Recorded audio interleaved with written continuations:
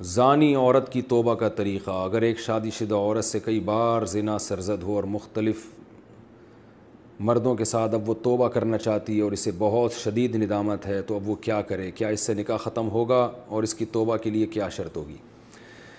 زنا بہت بڑا جرم ہے. قرآن میں اللہ نے فرمایا یہ اپنی خواہش پوری کرنے کا بہت برا راستہ، اور کنواری لڑکی کا زنا کرنا بہت بڑا جرم، شادی شدہ کا تو اور بھی بڑا جرم، اور مرد کا زنا کرنا بھی بہت بڑا جرم، عورت کا زنا کرنا اس سے بھی بڑا جرم ہے. تبھی اللہ نے جب زانی کی سزا بیان کی ہے نا، تو عورت کا ذکر پہلے کیا.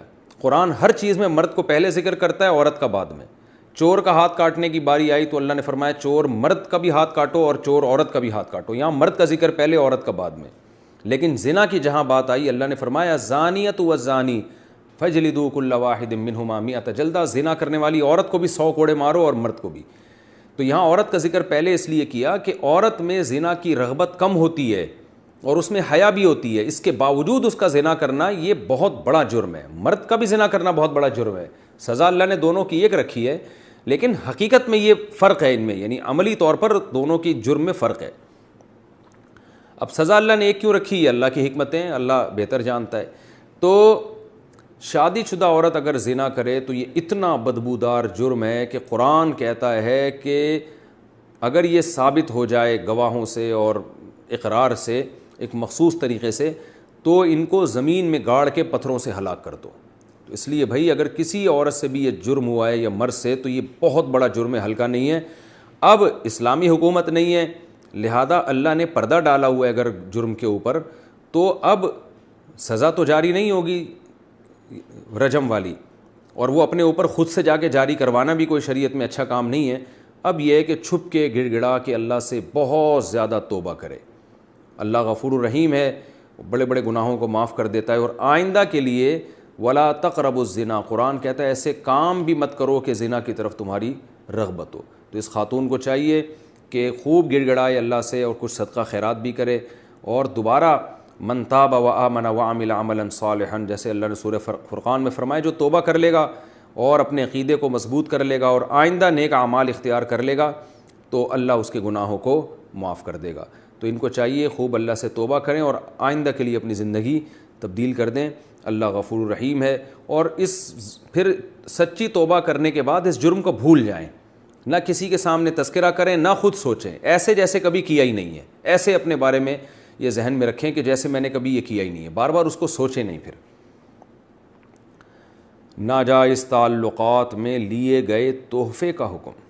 اگر کسی کا ناجائز ریلیشن ہو اور محبت میں تحفے کا لین دین ہو، تو کیا اب ان تحفوں کا حکم کیا ہوگا؟ کیا وہ واپس کرنا ضروری ہیں؟ اگر اب اس بندے سے رابطہ نہیں ہے تو کیا اس سے رابطہ کر کے اسے سارے تحفے واپس کیے جائیں یا اس کی قیمت واپس لی جائے، یا اس کی قیمت واپس کی جائے؟ اس بارے میں رہنمائی فرمائیں. دیکھیں اگر کسی سے خدا نخواستہ ناجائز تعلق تھا تو اس نے جو گفٹ اس تعلق کو پیدا کرنے کے لیے دیے ہیں، یعنی کسی نے کسی عورت کو گفٹ دیے، نیت اس کی یہ تھی کہ تاکہ اس گفٹ سے یہ میرے ساتھ ناجائز تعلق رکھے، اور خاتون نے بھی لیے اسی نیت سے کہ بھئی میں اس لیے لے رہی ہوں تاکہ میں اس کی خواہش پوری کروں، اس کے ساتھ ناجائز تعلق رکھوں، تو پھر تو یہ گفٹ کا لین دین بالکل حرام تھا اور اس خاتون کے لیے اس گفٹ کا استعمال جائز نہیں ہے. اس کو صدقہ کر دیں وہ، یا اس گفٹ کو یا اس کی قیمت کو. لیکن اگر ایسا نہیں تھا، گفٹ کی بیس یہ نہیں تھی کہ یہ تعلق برقرار رہے، تو ناجائز تعلق تو برا ہے لیکن گفٹ اس بیس پہ نہیں دیا گیا تھا، تو پھر اس گفٹ کا جو لینا ہے وہ گفٹ حرام نہیں ہوگا. ہاں یہ ضرور کہیں گے ناپسندیدہ ہے، نامناسب ہے، بہتر تو یہی ہے کہ اس کو بھی گفٹ یعنی اس کو بھی صدقہ کر دیا جائے، لیکن اس کا صدقہ کرنا پھر لازم نہیں ہے. البتہ یہ کوئی پاکیزہ اور حلال طیب میں شامل نہیں ہے یہ چیز، کیونکہ نامحرم مرد اور عورت کا کوئی اس طرح کا لین دین جبکہ ان کی نیتیں بھی ٹھیک نہ ہو، یہ بہرحال مکروہ اور ناپسندیدہ ہے، لیکن اس کو حرام نہیں کہیں گے اس صورت میں. ہمارے زمانے میں زنا کی توبہ کیسے ہو؟ محمد فائق صاحب بھوپال سے پوچھتے ہیں اس زمانے میں زنا کی توبہ کیا ہے؟ یہی ہے کہ بس اللہ کے سامنے گڑ گڑائے کیونکہ بہت بڑا جرم ہے. وَمَن يَفْعَلْ ذَلِكَ يَلْقَ أَثَامًا، قرآن کہتا ہے جو زنا کرے گا نا وہ بہت بڑے گناہ سے اس نے ارتکاب کیا. يُضَاعَفْ لَهُ الْعَذَابُ يَوْمَ الْقِيَامَةِ، قیامت میں اس کو بہت شدید عذاب دیا جائے گا. اس لیے بڑا سخت جرم ہے، ہلکا جرم نہیں ہے. خوب اللہ کے سامنے گڑ گڑا کے توبہ کی جائے، رو رو کے معافی مانگی جائے، رونا نہیں آتا تو رونے جیسی صورت بنائی جائے، اور اللہ کے غضب کو ٹھنڈا کرنے کے لیے کچھ صدقات و خیرات بھی کر دیا جائے تو زیادہ اچھا ہے۔